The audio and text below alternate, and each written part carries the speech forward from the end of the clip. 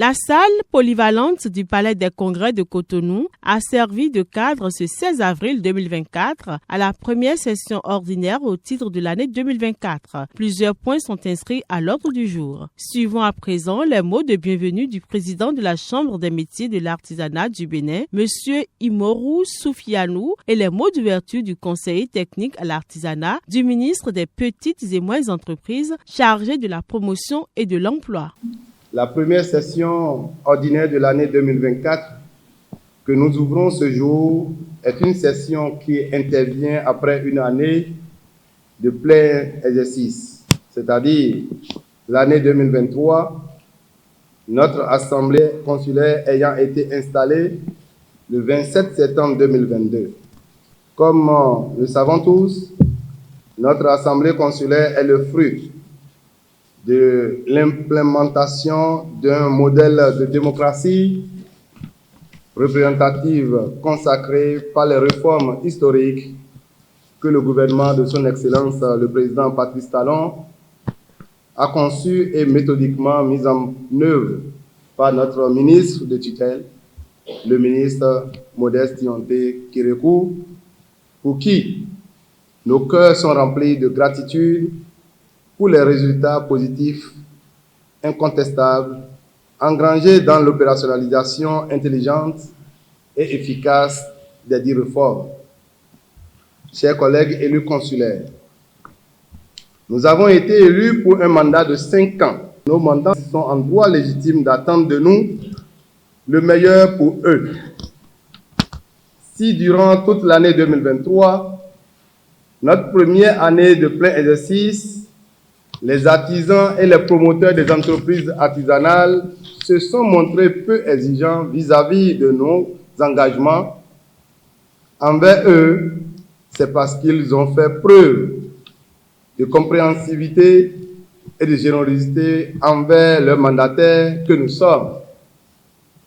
Nous avons le devoir de ne pas nous contenter de faire un service minimum dans l'accomplissement de notre mission statutaire, et cette année 2024 est la période idéale pour prouver à l'ensemble des acteurs du secteur artisanal que nous sommes en capacité d'être à la hauteur de nos engagements, de leurs attentes et donc de notre mission.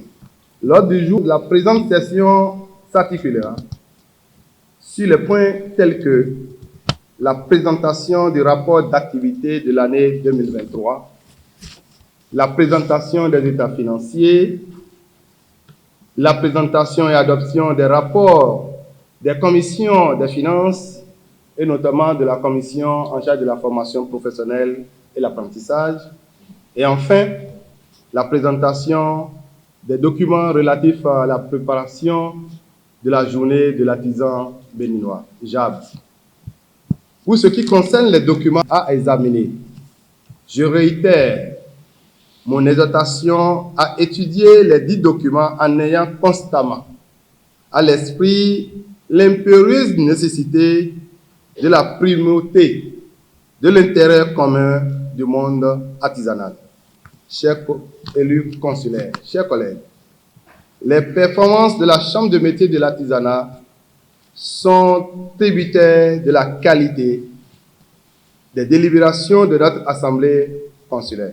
Que nous ayons grande conscience. Cependant, il est de ma responsabilité personnelle en tant que président de la Chambre de métiers de l'artisanat de nous rappeler à chaque instant de notre mandature, notre responsabilité collective en tant qu'élu consulaire de la Chambre de métiers de l'artisanat.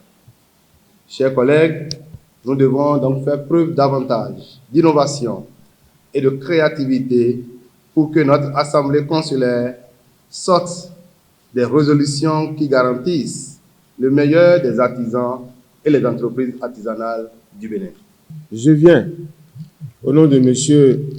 Modeste Dionté Kérékou, ministre en charge de l'artisanat, vous souhaiter la bienvenue à cette Assemblée qui est statutaire, la première de l'année.